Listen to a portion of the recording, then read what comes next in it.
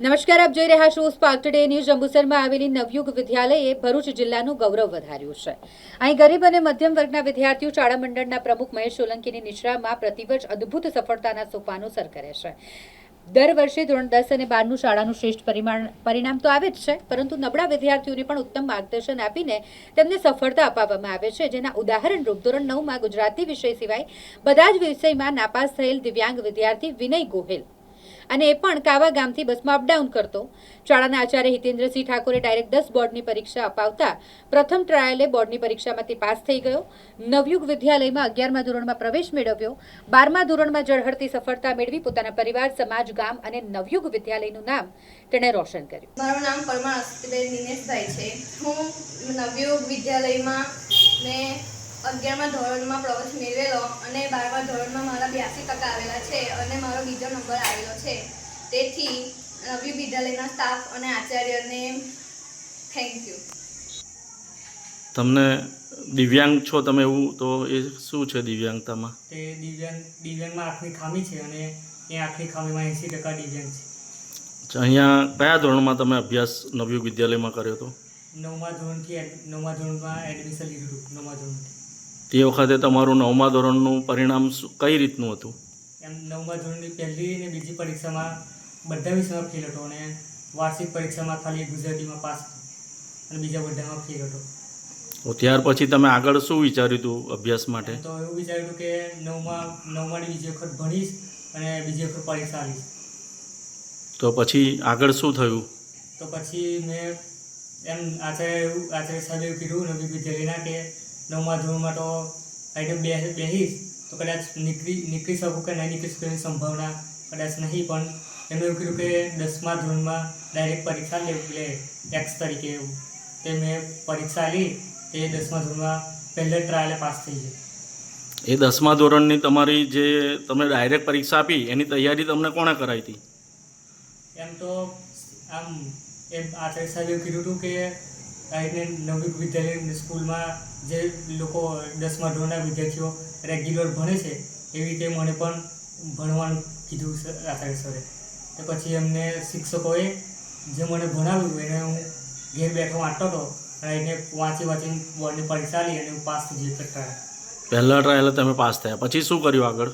પછી 11મામાં આ નવયુગ વિદ્યાલયમાં જ એડમિશન લીધું હતું. પછી 11મા ધોરણમાં પાસ થયો. પછી 12મા ધોરણમાં પણ એડમિશન લીધું. તે 12મા ધોરણમાં બોર્ડની પરીક્ષા ઉડી હતી. તે બોર્ડની પરીક્ષા આવી તે મારા 67% આવ્યા બોર્ડની પરીક્ષામાં. તે એમાં તત્વજ્ઞાનમાં 93 માર્ક અને સમાજશાસ્ત્રમાં 100માંથી 82 માર્ક આવ્યા. આ તમને જે ઝળહળતી સફળતા મળી છે એનો શ્રેય તમે કોને આપો છો? શ્રેય હું તો નવયુગ વિદ્યાલયના શિક્ષકો તથા નવયુગ વિદ્યાલયના આચાર્યશ્રીને આપવા માગું છું. તમે શું થાવ છો? વિનયસિંહના હું ફાધર થાઉં છું. તમને આ જે પરિણામ આવ્યું છે એમાં એ શરૂઆતમાં નવયુગ વિદ્યાલયમાં એવું કહેવાય છે કે અમને અભ્યાસ લીધો, ત્યાર પછીનું શું પરિસ્થિતિ હતી? એમાં એવું છે સર કે 9મામાં મેં કર્યો પણ 9મામાં ફેલ થઈ ગયો. તો મને નથી ખાતરી કે હવે 10મામાં પાસ થશે, પણ આચાર્યશ્રી અને શિક્ષકગણે સમજાયો કે એને આપણે 10માની ડાયરેક્ટ પરીક્ષા લઈ છે. તો પછી એમના મદદથી એને ડાયરેક્ટ 10માની પરીક્ષા આવી. એમાં એ 10મામાં પહેલી ટ્રાયલે નીકળી ગઈ. અચ્છા, ત્યાર પછી આગળ શું કર્યું એમને? ત્યાર પછી નવી વિદ્યાલયમાં જ 11મું કર્યું. એમાં 11મામાં પાસ થઈ ગયો. પછી 12માની પરીક્ષા આવી. 12મા પરીક્ષામાં પહેલાં એને જ નીકળી ગયો. પહેલા ટ્રાયલે 12મા ધોરણમાં નીકળી ગયા. હા, તમને આ બાબતમાં તમારે શું કહેવું છે? પહેલા ટ્રાયલે નીકળ્યો તો એમાં સ્કૂલના આચાર્યશ્રી અને શિક્ષકગણો પૂરો સપોર્ટ મળ્યો. એમાં પહેલા ટ્રાયલે જે 67% પાસ થઈ ગયો. ધોરણ 9થી 12 સતત અભ્યાસક્રમ ચાલે છે કે જેમાં ગામડાના ખેત મજૂરી કરતા અને મધ્યમ વર્ગના બાળકો અભ્યાસ માટે આવે છે.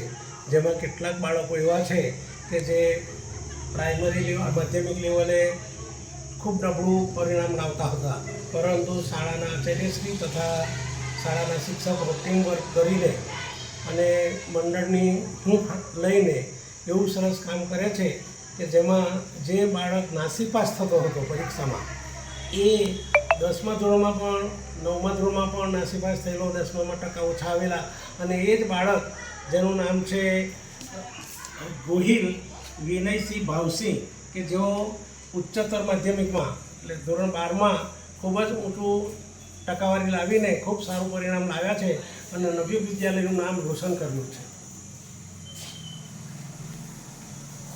નવયુગ વિદ્યાલય શાળા પરિવાર મંડળના પ્રમુખ શ્રી મહેશભાઈ સોલંકી અને સ્ટાફ મિત્રો સતત બાળકો વધારે શિક્ષણ મેળવે તે માટે ઉત્સાહી રીતે કામ કરે. તમારું નામ? મારું નામ ઠાકોર હિતેન્દ્રસિંહ સોહનસિંહ. હું છેલ્લા 20 વર્ષથી નવયુગ વિદ્યાલય જંબુસરમાં આચાર્ય તરીકે ફરજ બજાવું છું. તમારી શાળાની લાક્ષણિકતાઓ શું છે? મારી શાળાની લાક્ષણિકતાઓની વાત કરીએ તો ઘણી બધી એવી પ્રવૃત્તિઓ છે જે નોંધનીય બાબત છે. અમારી શાળામાં ગરીબ અને મધ્યમ વર્ગના બાળકો મોટાભાગે શિક્ષણ માટે પ્રવેશ મેળવે છે અને પ્રતિવર્ષ 10મા અને 12મા ધોરણનું અમારું પરિણામ ઝળહળતું આવે છે. લગભગ 100% મોટા ભાગે આવે છે અને તાલુકામાં અને જિલ્લામાં અમારા નવયુગ વિદ્યાલયના તાલાઓ પ્રતિવર્ષ ઝળહળતા હોય છે. આનું મુખ્ય કારણ જોવા જઈએ તો જ્યારે વિદ્યાર્થીઓ 9મા ધોરણમાં પ્રવેશ લેતા હોય કે 11મા ધોરણમાં પ્રવેશ લેતા હોય ત્યારે ખાસ કરીને ઘણી બધી એવી નબળાઈઓ એમનીમાં હોય છે, બેઝિક પુઅર હોય છે. ત્યારે આવા વિદ્યાર્થીઓને અમે અલગ તારવીએ છીએ અને એમને કોઈપણ રીતે એ સફળતા કેવી રીતે મેળવે એના માટે મારા શિક્ષકો પ્રયત્ન કરે છે અને જે વિદ્યાર્થીઓ હોશિયાર હોય છે એમના માટે વિશેષ અલગ રીતે તૈયારી કરીને આ અમે જે શ્રેષ્ઠ પરિણામ લાવીએ છીએ એ એનું ઉદાહરણ છે. તદુપરાંત અમારી શાળામાં 10મામાં કે 9મામાં બાળકો જે નપાસ થાય એમને પણ અમે વિશેષ સારું પરિણામ લાવે એના માટે પ્રયત્ન કરીએ છીએ. દાખલા તરીકે એક ઉદાહરણ આપને આપું તો 9મા ધોરણમાં ગોહિલ વિનયસિંહ ભાવસિંહ એક વિદ્યાર્થીએ અભ્યાસ માટે પ્રવેશ લીધેલો હતો અને એ 9મામાં પહેલી પરીક્ષામાં બધા વિષયમાં નપાસ હતો, બીજી પરીક્ષામાં પણ બધા વિષયમાં નપાસ હતો, ઘણા ખરા વિષયમાં 0 માર્ક 50માંથી 1 માર્ક આવ્યા હતા અને 9માની વાર્ષિક પરીક્ષાની અંદર એ માત્ર ગુજરાતી વિષયમાં પાસ થયો હતો, બાકીના બધા વિષયમાં નપાસ થયો હતો. આવા સમયે એ વિદ્યાર્થી અભ્યાસ છોડી દેવાની તૈયારીમાં હતો ત્યારે એના પિતાને મેં સમજાવ્યું કે એને તમે અભ્યાસ કરાવો. ત્યારે એમને એવું કીધું 9મામાં મૂકીશું તો પાછો નપાસ જ થવાનો છે. એટલે મેં એમને એવું કીધું કે તમે 10મા ધોરણમાં ડાયરેક્ટ પરીક્ષા અપાવો અને એ રીતે અમે એને 10મા ધોરણનું મારા શિક્ષકો સહિત એને માર્ગદર્શન આપ્યું અને પહેલા ટ્રાયલે એ પાસ થઈ ગયો. પાછું આમ જોવા જઈએ તો એ 80% દિવ્યાંગ હતો આંખે દ્રષ્ટિએ, પણ છતાં પણ એને 10મા ધોરણમાં પહેલા ટ્રાયલે ઝળહળતી સફળતા મેળવી. ત્યાર પછી પાછું 11મા ધોરણમાં અહીંયા નવયુગ વિદ્યાલયમાં એને પ્રવેશ લીધો, એમાં પણ પાસ થયો અને ત્યાર પછી 12મા ધોરણની અંદર આ વર્ષે જોવા જઈએ તો અમારા ઉચ્ચતર માધ્યમિકમાં 3 શિક્ષકો નહોતા, એની ઘટ હતી. માધ્યમિકમાં પણ 2 શિક્ષકોની ઘટ હતી અને છેલ્લા 3 વર્ષથી અમારી શાળામાં એક પણ ક્લાર્ક નથી, એક પણ સેવક નથી, પણ મારા શિક્ષકોએ જે મહેનત કરાવી છે એનું પરિણામ રંગ લાવે છે. અમારું આર્ટ્સનું 100% પરિણામ છે, કોમર્સનું 12માનું 98% પરિણામ છે અને આ જે વિનયની આપણે જે વાત કરી રહ્યા છે વિશેષમાં, તો એનું જે 12મા ધોરણનું પરિણામ આવ્યું એમાં તત્વજ્ઞાનમાં એના 100માંથી 93 માર્ક છે. સમાજશાસ્ત્ર જેવા વિષયમાં એના 100માંથી 82 માર્ક છે.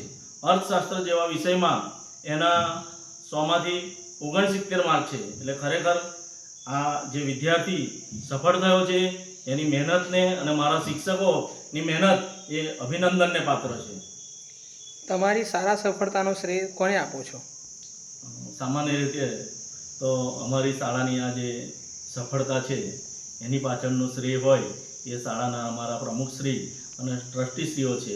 અમારા પ્રમુખશ્રી મહેશભાઈ સોલંકી સાહેબ દરેક પરિસ્થિતિની અંદર અમને અમારો ઉત્સાહ વધારે છે, હૂંફ આપે છે, માર્ગદર્શન આપે છે. એટલે સતત એમની નજર છે એ ગામડાના અને જંબુસર શહેરના ગરીબ વર્ગના અને મધ્યમ વર્ગના બાળકોને કોઈ પણ ભોગે ઉત્તમ શિક્ષણ આપવું અને એ કોઈ પણ રીતે 10મા અને 12મા ધોરણમાં બોર્ડની પરીક્ષામાં પાસ થાય અને એની મંજિલ સુધી તમારે એને પહોંચાડવો, આવું અમને એક એમને લક્ષ્ય આપેલું છે.